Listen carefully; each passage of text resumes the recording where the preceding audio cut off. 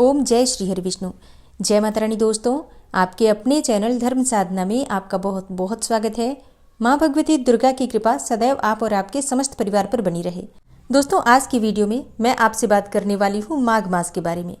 माघ का महीना जो कि पौष मास की समाप्ति के बाद आता है, तो पौष मास की पूर्णिमा के अगले दिन से प्रतिपदा तिथि से माघ मास प्रारंभ हो जाता है। और बात करें कि इस महीने को माघ क्यों कहते हैं, तो देखिए, शास्त्रों में इस प्रकार से वर्णन आता है कि जिस महीने में जिस नक्षत्र से युक्त पूर्णिमा पड़ती है, उसी के अनुसार उस महीने का नाम पड़ता है। तो माघ मास की पूर्णिमा मघा नक्षत्र से युक्त होती है, इसलिए इस महीने को माघ कहा गया है। माघ मास को माधव मास भी कहा जाता है। भगवान श्री कृष्ण का एक नाम है माधव। इस महीने में भगवान श्री हरि विष्णु, भगवान सूर्यदेव और माँ गंगा की पूजा की जाती है। माघ मास में स्नान करने का इतना अधिक महत्व बताया गया है कि इस महीने में शीतल जल के भीतर डुबकी लगाने से समस्त प्रकार के पापों से मनुष्य को मुक्ति मिल जाती है। और इसलिए शास्त्रों में कहा गया है कि इस महीने में माघ मास में प्रयागराज में संगम में स्नान करना चाहिए।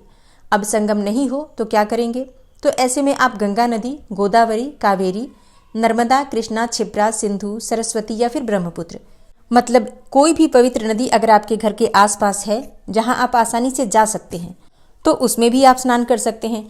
अब मान लीजिए कि आप रोज गंगा स्नान करने नहीं जा पाते हैं, कोई पवित्र नदी आपके घर के आसपास नहीं है, तो आप अपने घर में भी स्नान कर सकते हैं। किसी पवित्र नदी का जल अपने स्नान के जल में मिलाकर या फिर गंगा जल मिलाकर आप अगर स्नान करते हैं पूरे माघ मास में सूर्योदय से पहले, तो गंगा स्नान का, माघ स्नान का आपको फल मिलता है। शास्त्रों में इस प्रकार का वर्णन आता है कि प्रयाग में अगर माघ मास के अंदर 3 बार स्नान कर लिया जाए तो जो फल प्राप्त होता है वो फल पृथ्वी में 10,000 अश्वमेघ यज्ञ करने से भी प्राप्त नहीं होता।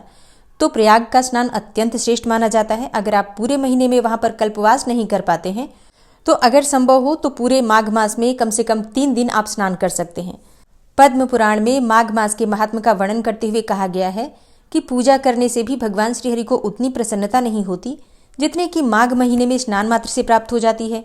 इसलिए सभी पापों से मुक्ति और भगवान वासुदेव की प्रीति प्राप्त करने के लिए प्रत्येक मनुष्य को माघ मास का स्नान करना चाहिए। प्रयागराज में अगर संगम में जाकर माघ मास में स्नान किया जाए तो यहाँ स्नान करने से अर्थ, धर्म, काम और मोक्ष चारों पदार्थों की प्राप्ति हो जाती है।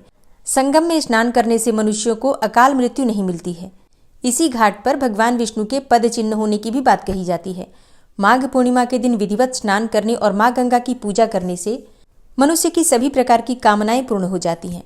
तो माघ मास में प्रयाग स्नान करने का अत्यंत श्रेष्ठ महत्व माना गया है। लेकिन अगर आप प्रयाग नहीं जा पाते हैं, जो कि सबके लिए संभव नहीं हो पाता है, तो आप अपने घर में भी चाहें तो स्नान कर सकते हैं। माघ मास का स्नान सर्वाधिक श्रेष्ठ माना गया है। अब बात करें कि साल 2024 में माघ मास प्रारंभ कब से हो रहा है, तो देखिए, इस बार माघ मास का प्रारंभ होगा 26 जनवरी 2024 से और माघ मास समाप्त होगा 24 फरवरी 2024 को। अब जो भक्त माघ मास का स्नान करना चाहते हैं, उन्हें स्नान कब से प्रारंभ करना चाहिए, तो देखिए, माघ मास का स्नान जो लोग पूरे महीने स्नान करेंगे माघ मास का, तो आपको स्नान प्रारंभ करना है पौष मास की पूर्णिमा से। पूर्णिमा तिथि से लेकर पूर्णिमा तिथि तक स्नान किया जाता है। तो पौष पूर्णिमा से माघ मास की पूर्णिमा तक माघ मास का स्नान रहेगा।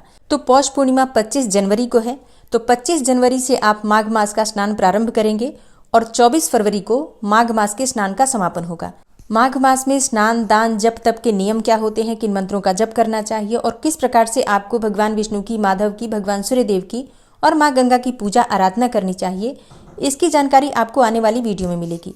इसके अलावा जैसे कि इस महीने में माघ मास का महात्म्य भी सुना जाता है, कथाएं भी सुनी जाती हैं, मंत्र इत्यादि भी सुने जाते हैं। तो प्रतिदिन का माघ मास का महात्म्य और कथाएं, ये सारी चीजें आपको इसी चैनल पर मिलेंगी। आप लोग चैनल से जुड़े रहिए।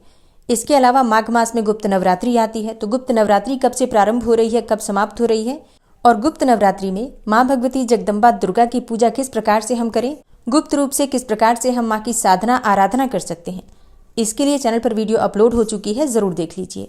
और हाँ, पौष मास की पुत्रदा एकादशी की वीडियो चैनल पर अपलोड है, आप लोग जरूर देख लीजिए। इसके अलावा भी अगर आपका कोई प्रश्न हो, कोई विशेष वीडियो देखना चाहते हैं, तो कमेंट बॉक्स में जरूर लिख दीजिए। जल्दी ही आपको उस विषय पर वीडियो मिल जाएगी। मिलती हूँ मैं आपसे अगली वीडियो में, तब तक के लिए जय श्री राधे।